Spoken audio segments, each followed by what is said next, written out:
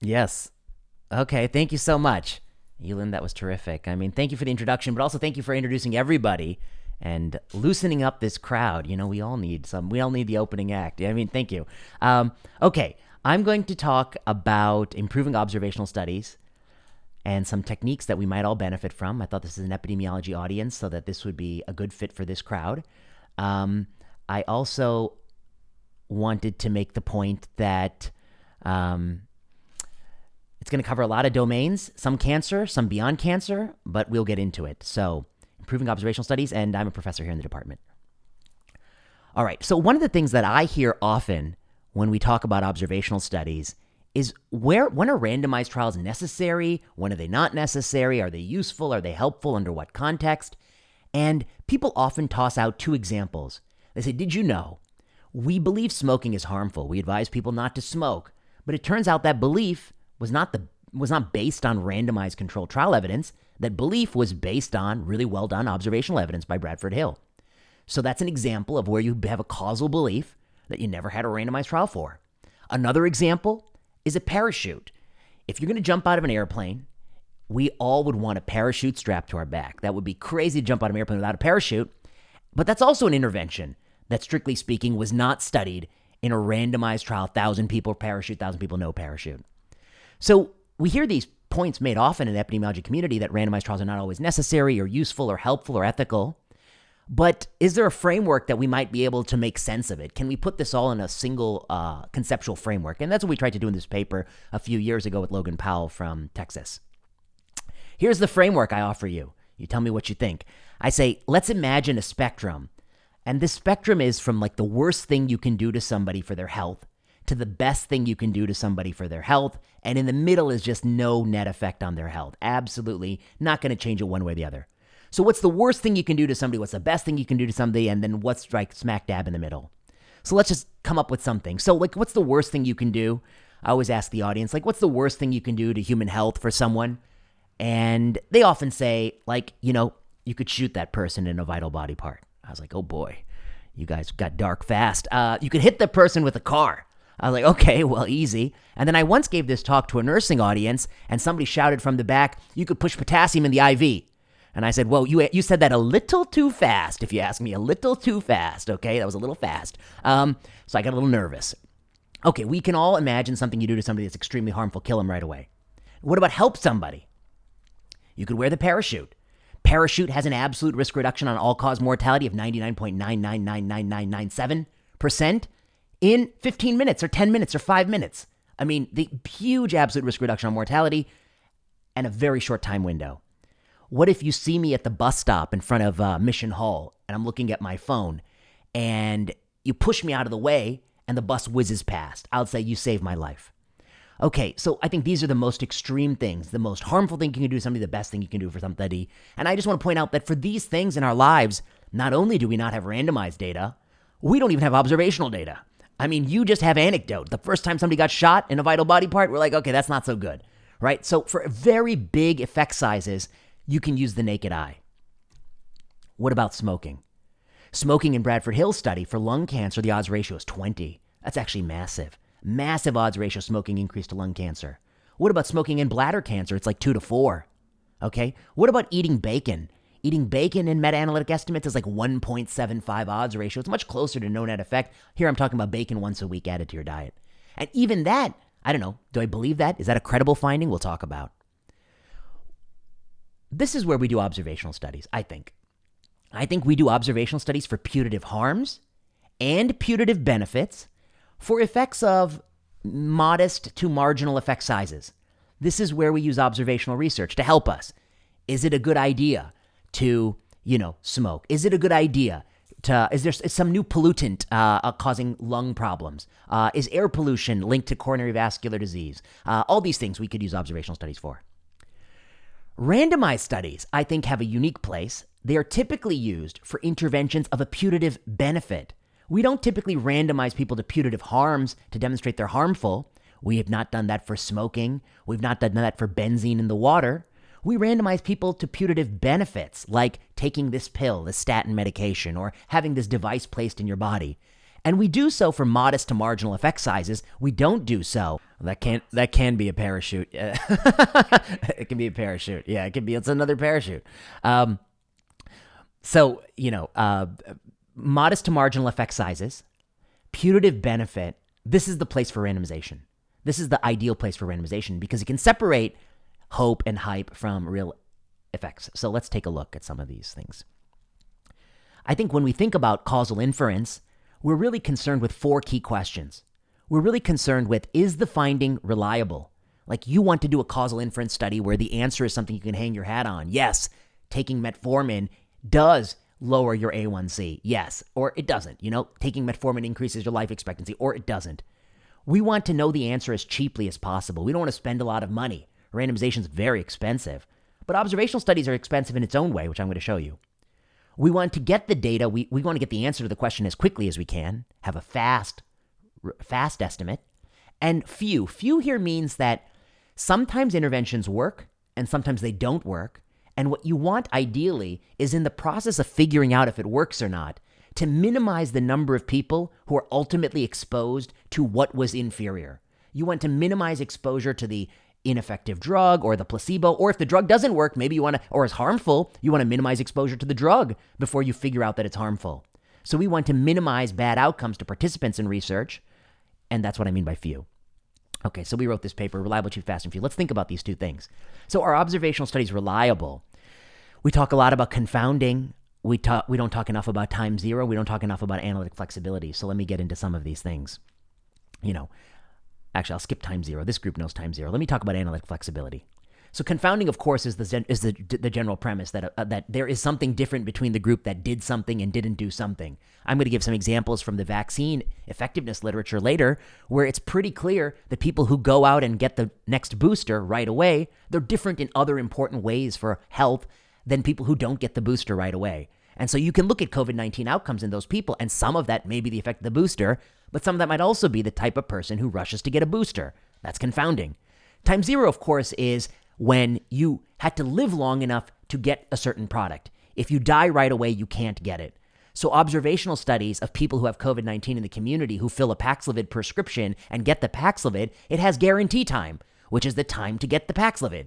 If you were hospitalized immediately or you died before you could fill that Paxlovid prescription, you, by definition, cannot be in the group that got Paxlovid. And so that guarantee time has to be accounted for in observational studies of the efficacy or the effectiveness of Paxlovid. Now, what about multiplicity and analytic flexibility? So here are some interesting results we've seen recently. This was a paper by Brian Nozick and colleagues from the University of Virginia. They took a data set, an Excel spreadsheet, and the Excel spreadsheet kept track of the European soccer games. And they knew anytime a player played, who was the referee, and whether or not that player got a penalty card, specifically a red penalty card, a red card. And for every one of the players in the European Soccer League, Nozick's team of investigators looked at a photograph of them and assigned their skin color and number from 1 to 5, 1 being very light-skinned and 5 being very dark-skinned. Okay, they put that in the data set. So now you have a data set of who got red cards and one group of people scoring skin color. They gave this data set to 29 research teams. These were good research teams. The teams were asked to sort of explain your statistical analysis plan and ask the question, are referees more likely to give dark-skinned players a penalty card? And this was the result of their study, which was the same data set, the same soccer games, the same penalties, 29 different research teams who are experts at data analysis, the same question, and you see it's equally likely. There is no bias in multiple estimates. With a point estimate, maybe if anything, white people are more or lighter skinned players are more likely to get penalty cards. 2, they're 3 times more likely, 2 estimates, and then a whole bunch of estimates in the middle. Same data set, different conclusions. Some of these are statistically significant, some are null. So this was a very provocative finding, suggesting that analytic flexibility is very important in observational research. It was followed up just this year in the PNAS. This is 90 different research teams asked a simple question, same data set. Is there an effect in a negative direction, a positive direction? And what you see here is the range is even wider. That some people think there's a negative association, some people think there's an association, and you get point estimates all over the place for the average marginal effect. I think in part, The fact that analytic plans can give you such divergent estimates is in part why the lay public complains that the medical news feels like this. When you open the New York Times Well column, it so often feels like, how did they write this column? They spun the wheel, and today we're going to talk about coffee can cause, spin the wheel, depression in twins. According to the news report today, coffee can cause depression in twins. And one day, it's coffee can lower the risk of heart attacks, and the next day it increases the risk of heart attacks. The news keeps flip-flopping on these topics. So why does that happen?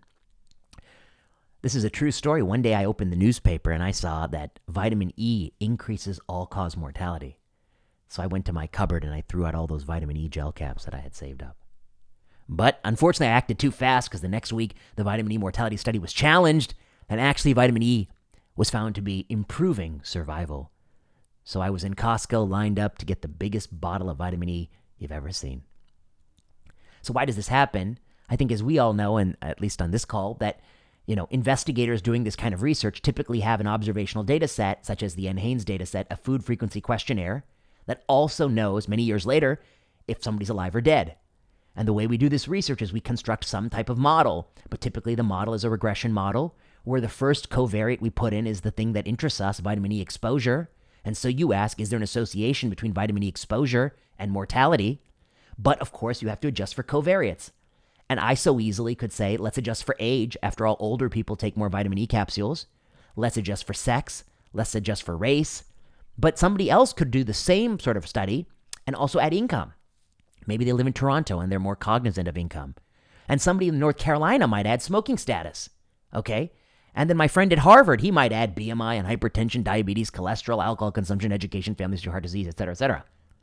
So there are many different analytic plans that could be run in the same data set looking at vitamin E exposure and mortality. You could run it with 2 covariates, 3 covariates, 6 covariates, or 13 covariates, or something like that. And you can also run it with all sorts of combinations of these covariates.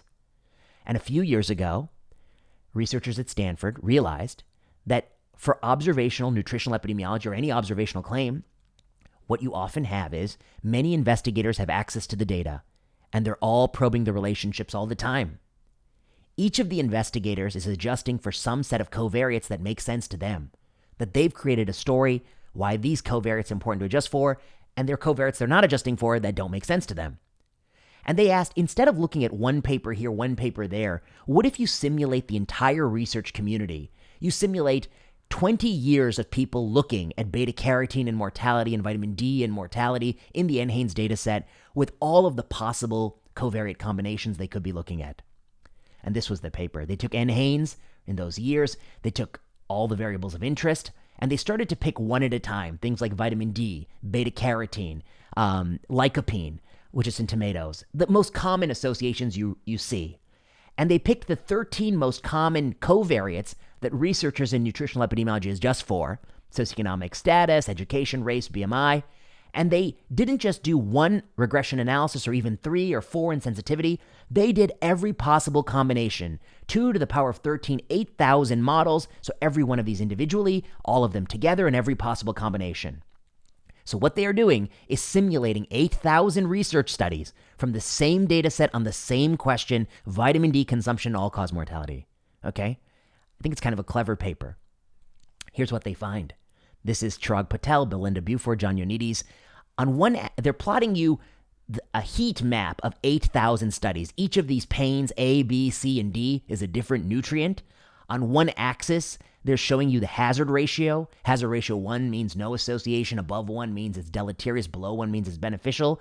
On the other axis, they're actually plotting negative log 10 p-value, a measure of significance. So the further it is away from the center, it's more likely to be significant. And what they're showing you are these clouds of association, this heat map of all the possible studies. And every time the New York Times writes up one of them, they're writing up the one in the upper left or the one in the bottom right, et cetera, et cetera. They're not telling you the whole story. Can anyone guess what hazard ratio has most of the heat of these nutrients sitting right on a certain hazard ratio number? What's the most common number that all these studies are sort of honing in on? The majority of the analytic plans say vitamin D, beta-carotene, what's that hazard ratio? The hottest part of the map for most of these things. Any guesses? You can put it in the chat. You can shout it out. 1. That's right. The hottest spot on the map is 1. For most things, most analytic plans do not have any association. However, you can get statistically significant benefits and harms for at least 40% of these studies with these covariates, 40% of nutrients. And their point is that think about all the selection filters that go into publication. If Allison runs an analysis and she finds beta-carotene is absolutely null, she might not even decide to present it at lab meeting. She's like, it's such a boring finding. Who's going to want to publish that? If she also finds that the hazard ratio is 0.1, that's too good to be true. Beta-carotene might be good. It's not going to be that good. So it's the 0.7s, the 0.8s, the 0.6s that are very provocative. It's plausible. And then she may only tell me these, and then I may only write up the ones that are robust in sensitivity analysis, and the journal may only publish the ones that, they think are plausible and interesting. And I think the net result of the ecosystem is if you have 10,000 people analyzing these questions over time, the published literature may not be a reflection of what people are doing, may not be a reflection of the most common analytic outcomes. It's only a reflection of the filters that are in place in science, which reward, discovery, which reward claims. And what you find is that the published literature is not the truth, but rather an opinion poll as to what doctors and scientists think are plausible. And that's why when the same researchers took a DART, that's publication bias. Yeah, I think it's selective reporting bias in terms of what we write up, and it's publication bias in terms of what we select. So the same researchers took a DART and threw it at a cookbook, the Boston Cookbook. They landed on these ingredients. They looked them all up in PubMed. These are randomly picked ingredients from a cookbook. And they ask, are there studies in PubMed that link beef to cancer? And yes, there are many that increase the risk of cancer. There's also a few that show it lowers the risk of cancer. And that's true for most ingredients except for things like olives, which everyone think are good for you, and bacon, which everyone thinks is bad for you. But for most things, you can find statistically significant associations in the literature for cancer, positive or negative, that these foods can do both. And if you look at the Z distributions of these things, what you find is, of course, it's clustered around negative 1.96 and positive 1.96 among the studies. The middle is scooped out entirely. And that's very likely because that's the magic number. The P of 0.05 number is the magic number that gets you into the journal.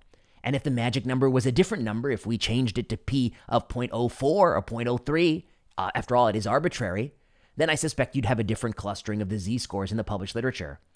And I think what they're telling you here is that basically you've had 10,000, 100,000 people doing analytic plans on some of these questions for things like coffee and green tea and berries. There may be 100,000 analytic plans run, and there may be 10,000 papers in the last decade on berries and health outcomes. But does that 10,000 represent the most common outcome, or just the outcomes that people were most interested in writing up? Okay. I think multiplicity is a huge problem. And once you get many, many people analyzing questions in many, many data sets in an observational fashion, and if there is a dispute in the field, you will get both answers. You will always get both answers to the question, does this help or hurt? If some people think it does, some people doesn't, and there are many, many people probing the question. But then I still don't know the answer to the question. So let me show you some of the sort of seminal papers in this space. Then we'll talk a little bit about COVID. There have been multiple comparisons of observational studies and randomized control trials on the exact same clinical question. This was one of the first ones in 2000 in the New England Journal by Benson and Hartz. There's a paired paper by John Concato and colleagues, and they basically ask for the same question where you can find observational studies like, does calcium channel blockers improve outcomes for people with coronary artery disease? There's observational literature, there's randomized data. For those questions where you have both, what is the concordance between the two? And this is a long genre of literature. There may be now hundreds of studies in this concordance, bigger and bigger studies looking at more and more topics for which they're both. One caveat is, it's already a select group. I mean, in order to be in these concordance studies, researchers had to do it both ways. There are many questions we don't have randomized trials on. There are many randomized trials that we don't have a paired observational study on. So this is the fraction where we have both. And what you find is, this is a different figure from a paper by David Kent where they looked at propensity score matched observational studies. What you find is you typically find a figure like this. Each dot is an intervention, like, does taking a statin improve survival in people with colon cancer? That's a dot. On one axis, they plot the relative risk in observational study. One is null, less than one is beneficial, above one is harmful. And on the other axis, they plot it in the randomized study. And what you want to see is all the dots would line up on that solid dotted line in the middle, that hard dotted line. And what you find, though, however, is there's some discordance. Sometimes it's not like they don't agree at all, but sometimes they don't agree. This is the challenge. This is another paper by Sony and colleagues. This is just cancer trials, so something closer to my space. Same kind of plot. You see this cloud of differences. We can talk about whether or not both might be true. Sometimes both might be true, but I'm going to give you some examples where they're really trying to ask the same question. And these are the quadrants where they have the same take-home conclusion. Yes, you should do it, lower left. No, you shouldn't do it, upper right. Those are harmful by both study designs, and these are harmful by both study designs. But the problem in medicine is that you often get these quadrants.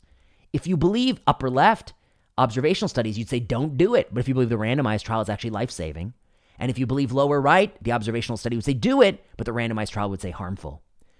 And I think the challenge with reliance on with observational data is that, I think which is true. I know epidemiologists like to say maybe the randomized trial is wrong. I think sometimes it is the randomized trial that's wrong. One was Paradigm, which was, I think the randomized study is wrong, the observational literature is right.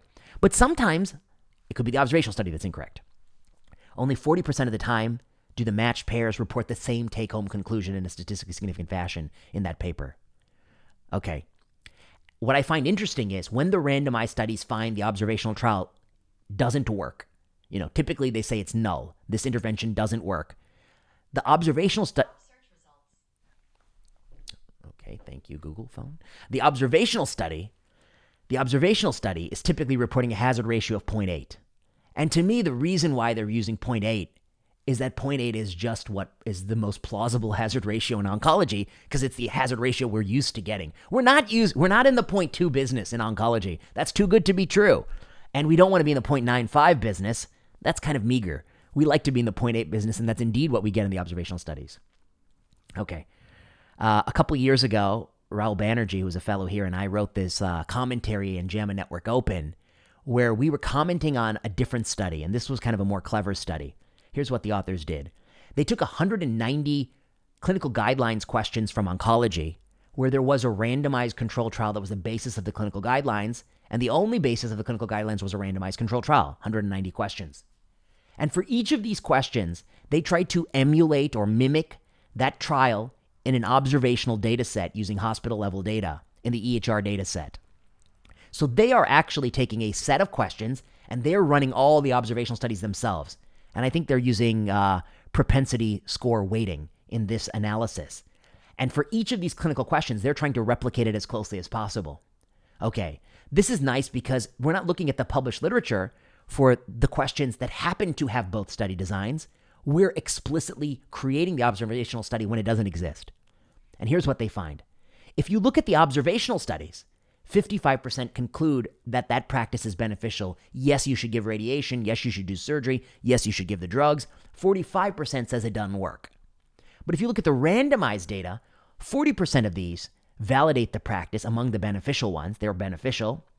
And 67% of them validate the practice among the ones that don't work. The point I want to make here is that if you claim there's a benefit, it's much less likely to be true in randomized fashion than if you claim there's no benefit. That's much more likely to be true.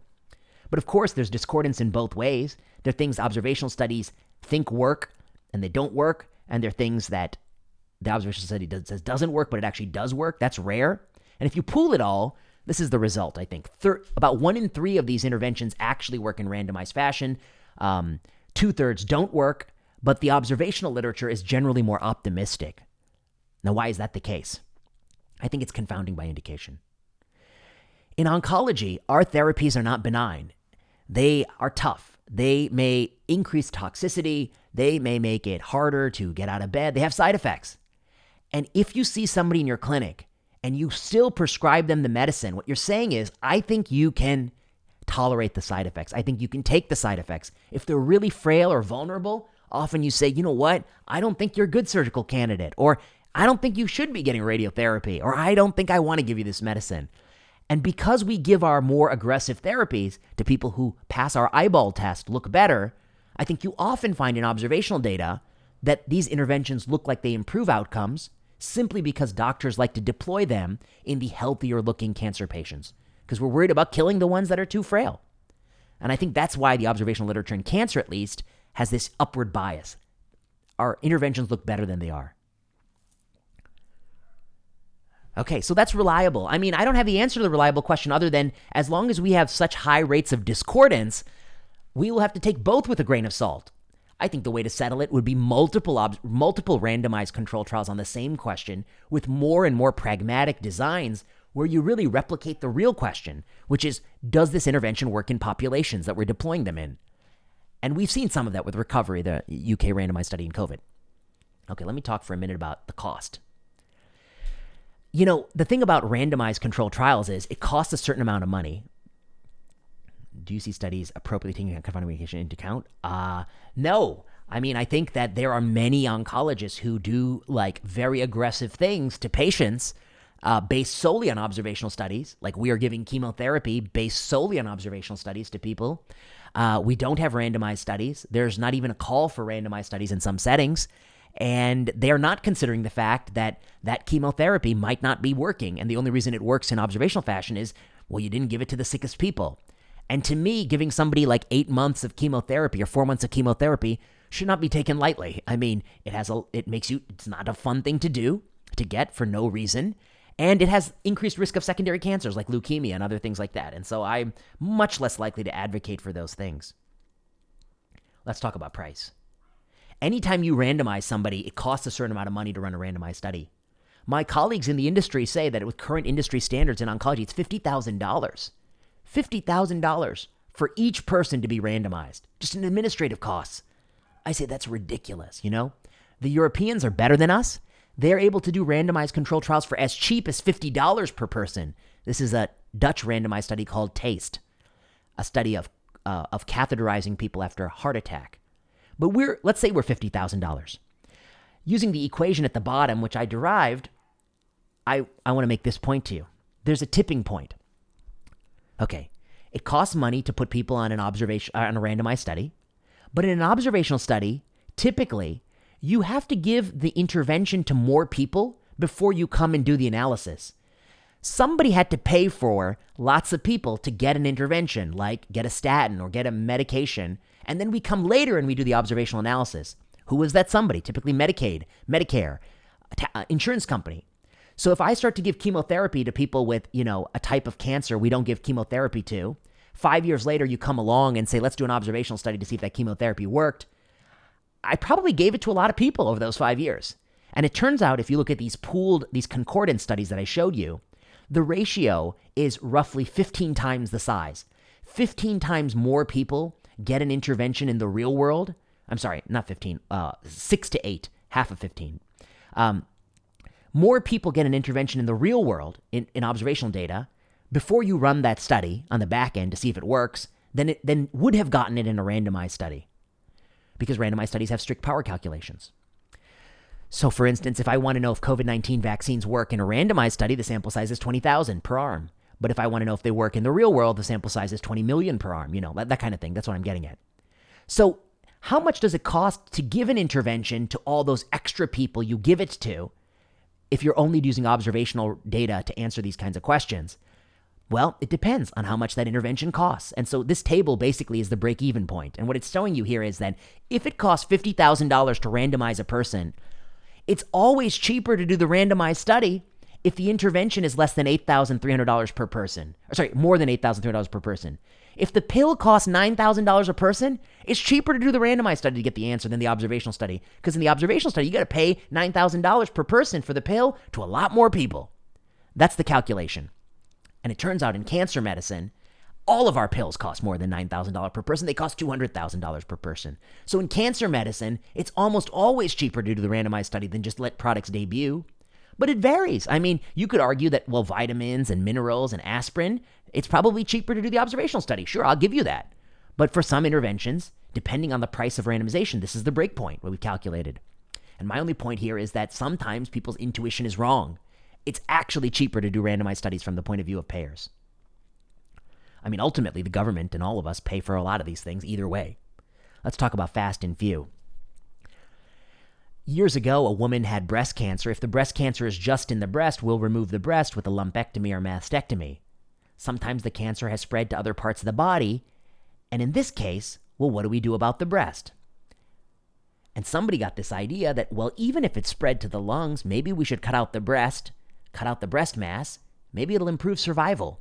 Maybe the breast mass is driving the tumors. Maybe the breast mass is going to be seeding more cancers elsewhere. Maybe the breast mass is going to kill somebody. And if we remove that primary breast in somebody with metastatic disease, maybe we'd increase survival. Well, this idea was very seductive, and surgeons started to like this idea. They said, why not? We do operations on localized cancer. Let's do operations on advanced cancer. And there have now been many meta-analyses to determine if surgical resection of the primary tumor in the setting of advanced breast cancer impacts survival. And these analyses have lots and lots of papers in them. And basically, they find generally that surgery does work. It really, really improves survival for a woman with metastatic breast cancer in a meta-analysis of many, many observational studies from healthcare systems. I mean, we're talking about like 30 plus. But a few years ago, they actually did a randomized control trial. One of the two was done in India. And they actually randomized women to the surgery or no surgery. And these were the results. If you did the breast surgery, you didn't live any longer than if you didn't do the breast surgery once the horse had left the barn, once that was metastatic disease. So now we have a discordance. The observational studies say it works. Not only does it work, it's like a huge reduction in death. The randomized study says it don't work at all, and the curves are basically superimposable.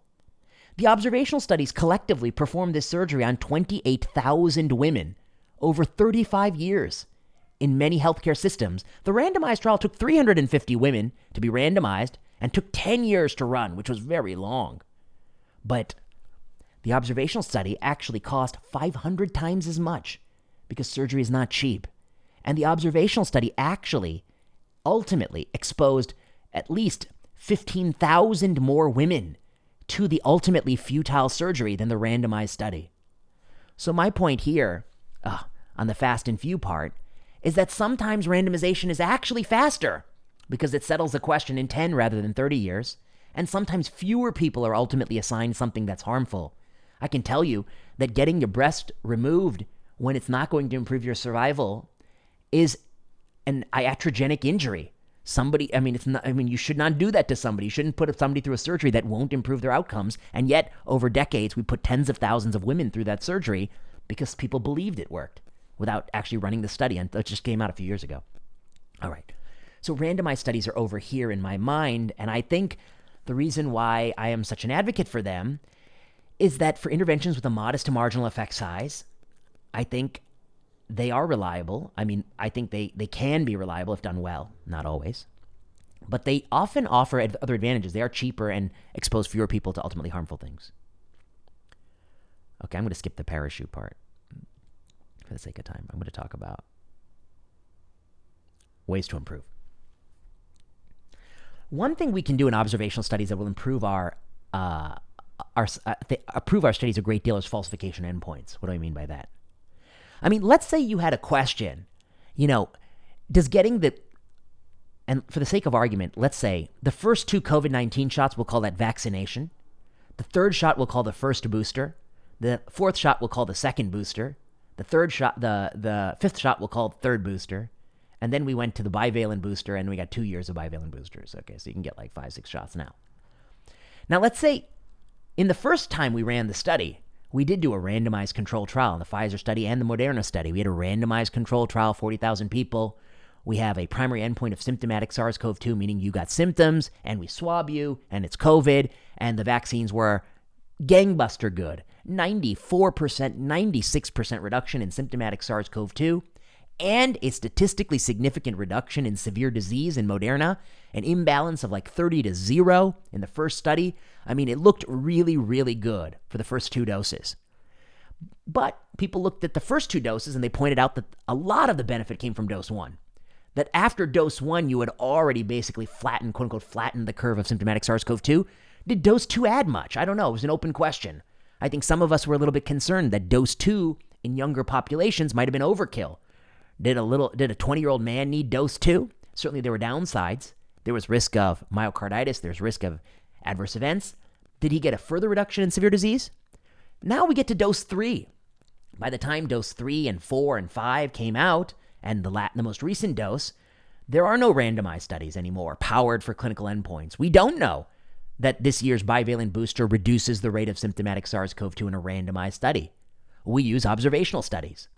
Well, one of the things that might happen is that the type of person who gets the new booster might be different than the type of person who doesn't.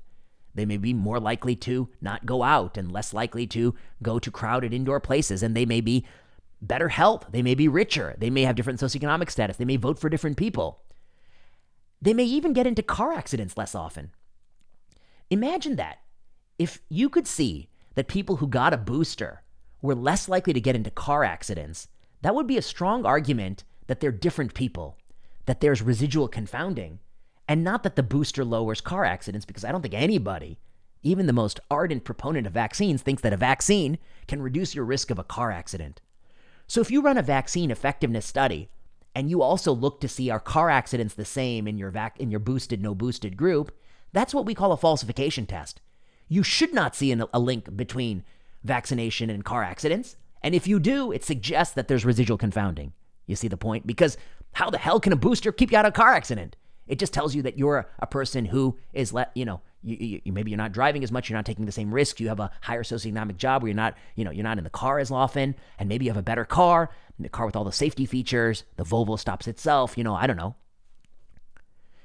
And indeed, that's what they find. Don Redelmeyer and colleagues, COVID vaccine hasn't seen long-term traffic risks. They look at millions of people, and they look at the rate of car accidents among people who got the vaccine, the primary series or no primary series, and they find, lo and behold, there's a big difference. If you don't get the vaccine, you have way higher car accidents over time than if you do get the vaccine. No vaccine. Well, the booster studies don't report falsification endpoints. There's many that have come out of Israel, and they don't report falsification endpoints. They don't tell me about car accidents, and they don't tell me about rates of other endpoints thought to be unrelated to, like you could even look at like lung cancer death. Lung cancer death shouldn't be any different because, that shouldn't vary. They don't tell me these things. But we accidentally found it out. So this was a correspondence we wrote in New England Journal where the Israelis reported two things. One, the reduction in COVID-19 death from boosters, which was like a 90% and like massive reduction in COVID-19 death in their observational data set, this Claret Health Services in Israel, which covers most people in Israel.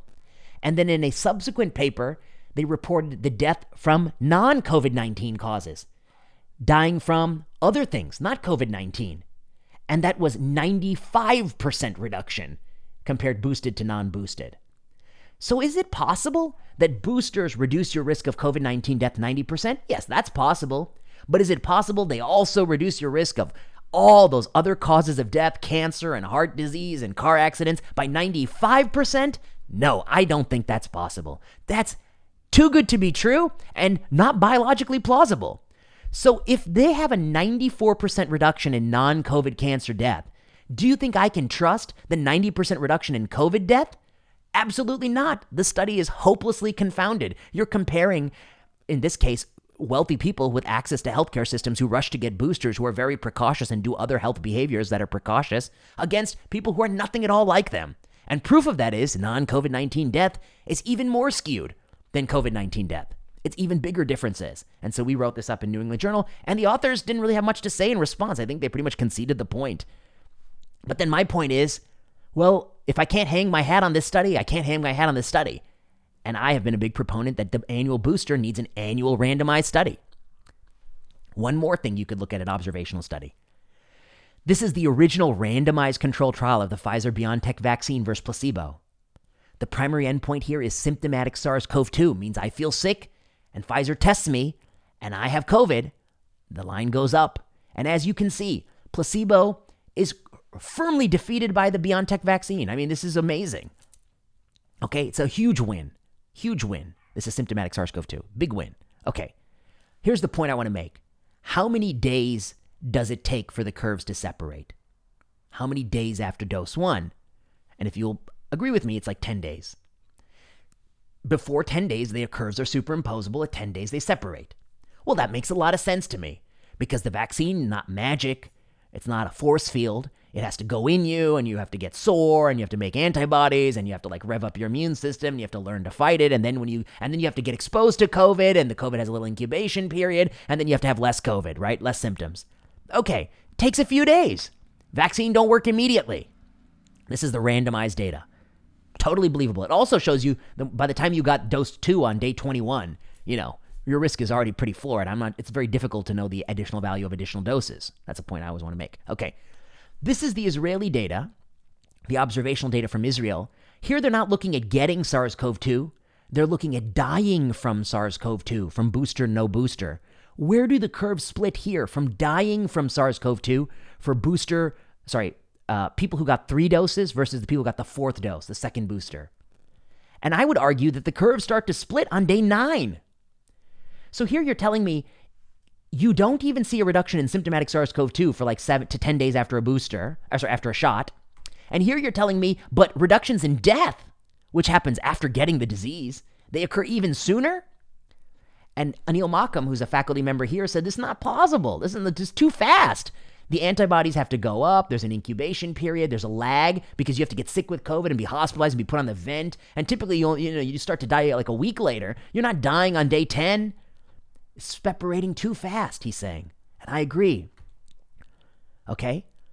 So I think what it means when it separates too fast is the same thing it means when it's a falsification endpoint. It's a type of it's that it's not plausible. The reason it separates too fast is that the people who get the booster are different people. They've already avoided getting COVID in the days prior to getting the booster. Okay.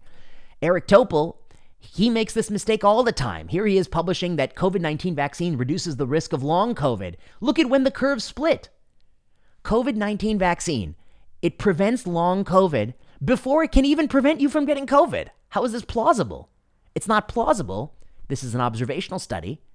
And the reason it's not plausible is that people who, this is people who have long COVID and getting better from long COVID it cures you of long COVID immediately. It's a placebo effect. I mean, that's the only way to explain it. So we have this paper called Detecting Selection Bias in Observational Studies when Interventions Work Too Fast. If interventions affect endpoints that cannot be plausibly related to the intervention, or if they work too fast, then I think that's a fair sign that there is residual confounding in observational studies. Here is Eric Topol on Paxlovid, which he thinks is so wonderful, 85% reduction in death. And look at the curve split instantly. Paxlovid works even before you take it. It's already prevented all-cause hospitalization even before. Of course, some of this is guarantee time because you can't, in order to fill the Paxlovid prescription in the community, you can't be in the hospital. But some of it is also residual confounding. The type of person who rushes to get Paxlovid is different. Okay, so I've summarized this in a paper I've written called COVID-19 Vaccines, History of the Pandemic's Great Scientific Success and Flawed Policy Implementation. I think it was a success for an older person who had never been exposed to COVID-19 to get that first dose. That was life-saving in the first quarter of 2021. But I also think that repeated doses in younger populations, boosters in children, these are extremely flawed policy implementations that at best have a very poor cost-effectiveness ratio, but at worst are actually net deleterious. And I think many of the reasons why we do it is because of some of the sort of structural problems in observational research. All right, I will pause there. Future things to explore. I run a YouTube channel, and then I host some Substacks, Drug Development Letter. I have a podcast called Plenary Session, and we have our laboratory where some people from it are here. So I'm going to pause there, and thank you for your time, and take some questions from everybody. All right. Thank you so much, Vinay. Really interesting talk. Very interesting talk. Can you tell us how many followers you have on Twitter? That's the first question. I don't know, like 200,000 plus, something like that. But most are bots. Oh, okay. Most are bots. Don't worry about that. That you paid for. That I paid for. Yeah, hired bots. Yes. Okay. Yeah. Okay. Great question. So I put the link in the chat. I would say a few things. One would be, it is now possible that we could actually explore all of the analytic plans or a large chunk of the analytic plans. So we could actually do what they call vibration of effects, and they've done it for some of in their follow-up work. You can follow this group out into the future. They've actually tried to vibrate the effects and see how robust it is to covariate selection choice. That's one. Two, I also think pre-registration of the entire analytic plan in advance is a useful step to pre-register it before you even run it the first time. so that at least you're putting your thumb down and you're not playing with the analytic plan after you see the results. I think that could be helpful. At least it would be theoretically helpful. Whether it's empirically helpful, I think it remains to be shown, but at least it's theoretically helpful. And there are, Allison can maybe put the link to, we have registered some protocols on, what's that website called? OSF something. There's some protocol registration website. Okay, and then the other thing I think that's interesting is that the real advice is there's always a tension in early career, and I think the core tension is, on the one hand, you have to create some product. Whether anyone tells you or not, there is this pressure to publish. I mean, no one's going to give you a job it's going to be harder to get a postdoc if you don't have any papers. It's harder to get a faculty position if you don't publish as a postdoc. I mean, it is a commodity. And so publishing is a currency, and so you have to do that for your career. At the same time, we're supposed to care about truth. And what does it mean to be truth? And I think that's the goal of this whole thing. Sometimes I think people forget, particularly people in power forget the most. And I think the challenge is that often they go hand in hand. You publish work that you believe in, and it is a pursuit of the truth. But sometimes there's a tension. And I've been extremely critical, I think, in my field, particularly oncology, that we pursue our careers way ahead of pursuing the truth.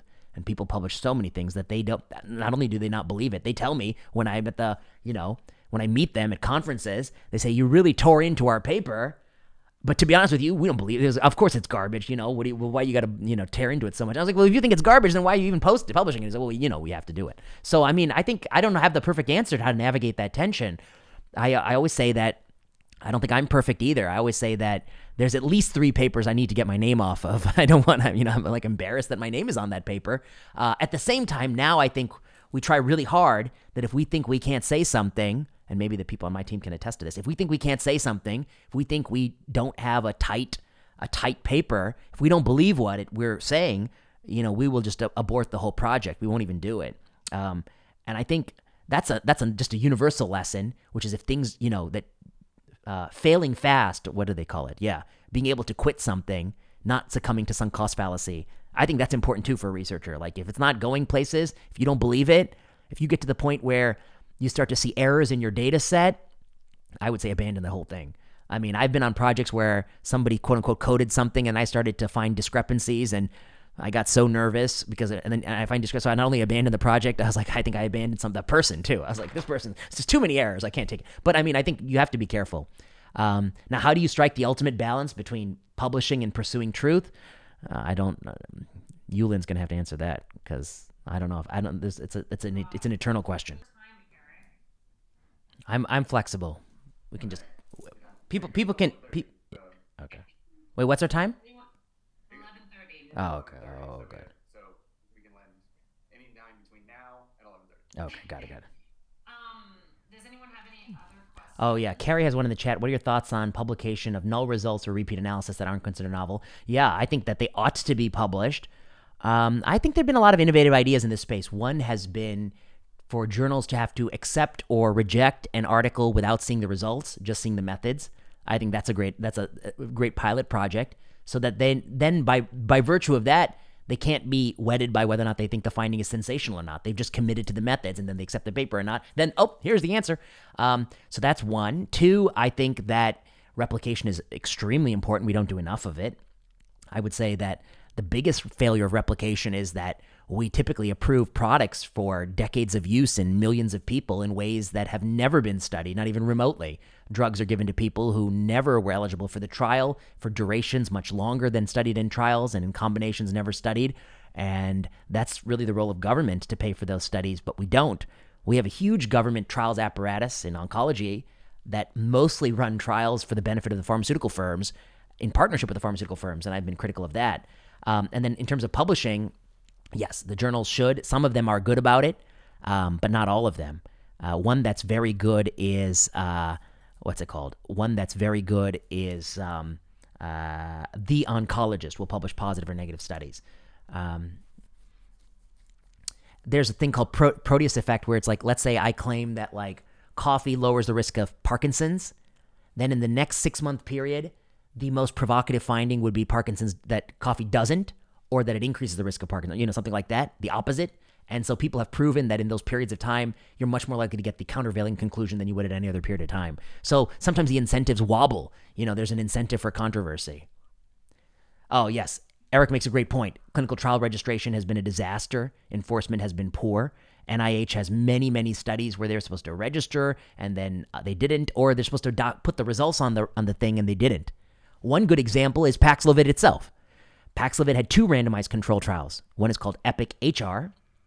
HR is in people who have never been vaccinated at high risk of bad COVID outcomes. EPIC-SR is in people who have been vaccinated at moderate, but also sometimes high risk of bad COVID outcomes. EPIC-HR was positive, lending to the EUA. EPIC-SR is a negative study, and the company has never published those results. The company has delayed the reporting of those results, and the company only silently uploaded the negative results to clinicaltrials.gov. Of course, most people taking the product are EPIC-SR patients and not EPIC-HR. They fit the negative study. So I think it's a huge multi-billion-dollar problem. I have one more question. Yeah.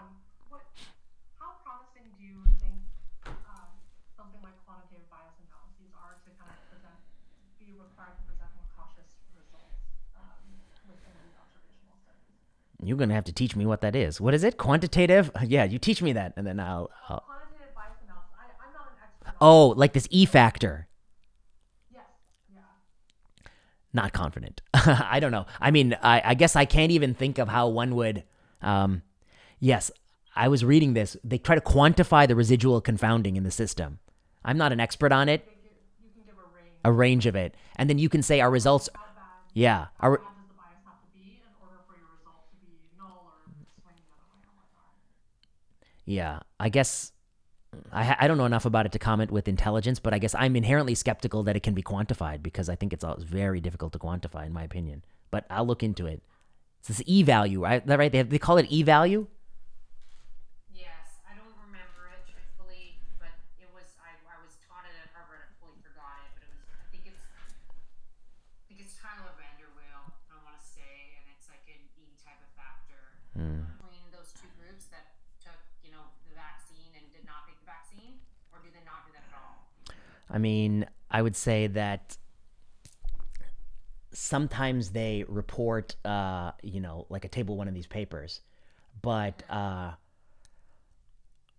would say that they definitely know there's a problem with falsification endpoints. Like you can look at so many things that they're not reporting. I know they know their problem because of some private exchanges with these groups, but like particularly for the booster questions, the ones that come out of Israel and Claret, they knew that all-cause mortality was just so crazily lopsided, right? Like, I mean, that's an easy one, right? How could it possibly cutting heart attacks by 95%, and stopping T-cell lymphoma, like, okay, so the booster prevents T-cell lymphoma death 2 weeks later. I mean, it's like just huge differences, but they withheld it from the publication. It was not in the original publication. They asked about it. They got a letter. And then, so, I mean, I think, I don't know, without trying to disparage them too much, but I think sometimes investigators, we hide the parts of this that don't fit the story. I mean, that's part of the salesmanship of a manuscript. It shouldn't be, but I think people do it.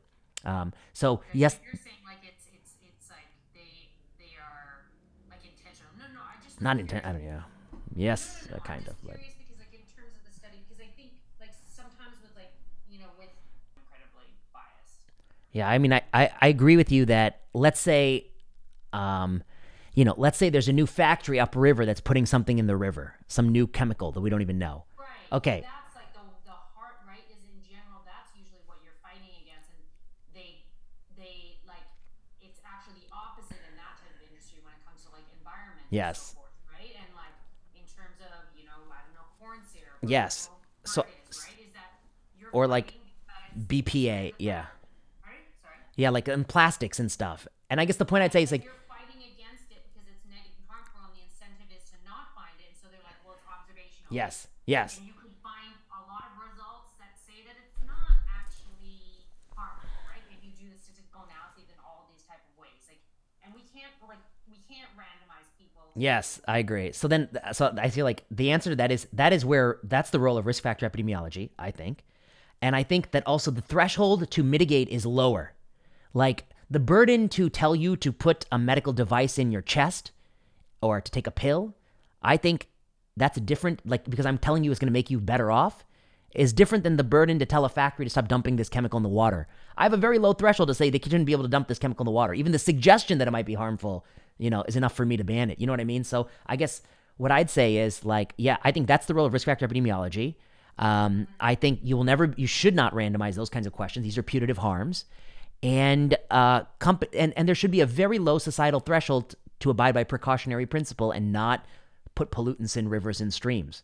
But the EPA actually, since 2016 to the present day, is a disaster. I mean, they let everything in the streams now. So No, yeah, I understand yeah. that, but I mean, I'm saying, I guess, from the risk factor of epidemiology, how do you fight that? Because I think the other thing is, again, this is maybe, again, it's for harms that are actually like quite dangerous, right? Yeah, no, I agree with you. I think like that's why I create the axis and stuff so that people are not confused that what we're talking about is the need for high quality evidence for like medical interventions where the company's making billions, but that shouldn't be used to disparage observational studies that are trying to identify harmful pollutants, etc. So I think like try to draw that distinction is important. A lot of ways, I guess. Yeah, so I would say about I always say just because it's randomized doesn't mean it's good. I think the problems are number one, the endpoint doesn't matter, surrogates. Two, the control arm is not the current standard of care, it's some straw man. Three, there's problems with the use of concomitant medications. They ban, like in some of these asthma studies, you're not allowed to use 4 of the other classes of drugs you're supposed to use. So what kind of question? And the migraine study is a disaster. You're not allowed to take any migraine medicine, and we test some new migraine medicine. That's a total disaster. Okay. Then there are bans on after the study's over, they don't let you get the proper standard of care. Okay, so, and then there's the problem with in non-inferiority studies, the margin is way too big. I mean, like a margin so big you can park school buses in non-inferiority. So, like, there are so many problems in, like, randomized studies, and they're being gamed by the industry. And I think that's also important to note. Yes. Yeah, we published that on the revolving door from FDA. And then there's a good example, like something called code break, where the FDA, they say the FDA introduced a design feature that ruined the study. Like, that's the story. But so I was like, yeah, I think the regulator can always be a hindrance too. Yeah, I don't want anyone to get the wrong idea. Just because it says randomized on it doesn't mean I trust it. I usually don't trust it either. It's like, The study, I think, Have a similar effect. okay, good questions. Okay, well, I'll do all of them. So I'll do the thing about the research. What was the title of the talk was Improving Observational Studies. thank you. Reliable, cheap, fast view. Okay. One point I want to make is that I think one type of research that you can almost always be proud of is descriptive research. So actually, the single most cited paper that I've ever written was with Allison, and she and I have written it, and it's called How Many People Might Benefit from Immunotherapy, like the thing you hear about nivolumab and the thing Jimmy Carter got, those drugs. And it's just a simple analysis where we try to estimate how many people would be eligible for these things according to FDA labels and how many people might like have their tumors shrink from getting these things. And it was kind of like it was just to describe what's that number. And that number was, 42%, I don't know, 30-some, I forget the number. But that paper is our most cited paper. The paper that Michael and I what we published in JAMA Oncology was he noticed something interesting that if I have a patient in clinic and I give him a bottle of pills, the pills are $22,000 a month. And sometime during the course of that month, somebody's like, this dose is too high. You know, my hands ache or whatever. The dose is too high. I got to get the smaller dose. So we got to take that bottle, throw it away because you're not allowed to reuse those pills, and give him a smaller dose. Okay. How much money is wasted from those switches? Because they got to get an extra bottle. And all he did was he went through all the leaflets and he calculated what percent of people have the dose reduction. And is the pill, you can break it in half or can you not break it in half, right? Because you can break it in half, you get the half the dose. You know, he did all that and he estimates that drug by drug. And I mean, it's thousands and thousands of dollars a year. Okay, that's the paper. So that's published in JAMA Oncology, the estimate of the cost saved. So that's a paper where like, we're making a causal conclusion, but I mean, all right, let me put it differently. I guess I'm 100% sure that that's true. That's the cost wastage because I'm 100% sure that that's happening, so I have like zero. So I think you can try to find the question where it's just descriptive and you can find that angle to it. Okay, now to your question about dissemination. I guess in the beginning part of my career, like when I started on faculty, which was 2015, I think there's no Twitter Twitter was basically not in existence and like nobody was really using it and there's no social media. And I was raised in the world where the only thing you're supposed to do is publish papers. And if you want people to read your paper, you have to aim for higher impact factor. And that's the only way you can do it. And if you want fewer people to read the paper, lower impact factor. But if you want hot, that's the game. And then social media came and social media kind of changed things because you could publish a paper that you were proud of in like a mid-tier journal and then you can get like 100,000 people to read it or something. You could catch fire. And it's not just like that an account has followers. It's kind of how you tell the story. Like, how did you explain what you did? And people want to know a little bit more of like the human story part of like the research and stuff. And I think that's what sells on social media. And then I started to listen to podcasts, and then I realized there's no podcast in oncology that I like to listen. There's no podcast in oncology at all. It doesn't exist. And then I was like, well, why don't we make one? So I bought this microphone and we started to make one. And since I was the first one, it was the most, it's still the most popular one because I was the first. And then a few years ago, somebody was like, oh, you should go on YouTube. And I said, oh, YouTube is for frivolous content. And he was like, YouTube is for whatever you want it to be. Who says it has to be frivolous? You make whatever you want. So I started to go there. And now I do Substack and all these things. And I would say that I was trying to think like, well, why should a researcher do these things? And I guess at the end of the day, I come back to your point, which is I think like, I don't know, why do we do research? Because we want to like affect a conversation about some topic, whether you study, air pollutants, or you study Alzheimer's disease, or you study, social media use. I think you want to be a part of a conversation. And if nobody reads or hears or knows about your work, it's going to be a lot harder to shape that conversation. And these tools are incredibly powerful to shape that conversation. And so I would say that even if you're in training, there's so many things you could do. Like one, I think anytime you publish a paper you're really proud of, write a 700-word op-ed or 500-word op-ed and shop it around to some newspapers. That the style of writing op-ed is very different than the style of writing a paper. So it takes some practice. It's very punchy and declarative and short. And so like the first sentence is basically the theme of the thing, which is different than writing a paper where it's very methodical and builds up to the punchline. And then I think anybody could be on Twitter. And I know people say, well, it's such a garbage place. I say, of course, it is true. But you don't have to use it. Like you can just have your face there, your bio, and then anytime you have a paper, just post it. Or anytime you read a paper, you do journal club, like here are I just want to share my slides. That'll build some, a post once a month or something. That'll build it up. And then, if you ever I think Michael, did you write it up? No, I wrote it up for you. I have a Substack where it's like a newsletter, and people who are interested in drug development follow the drug development letter. And when Michael's paper was published, I'm pretty sure we wrote it up. Either he wrote it up or I wrote it up. One of us wrote it up, and then we emailed it to the subscribers. So now more people are reading the paper. And I just think that, there's a lot of opportunity. Well, I'm curious what Yulin thinks, because she is a noted expert in artificial intelligence, but also someone quite reticent on social media. So how do you balance it? I'm the opposite.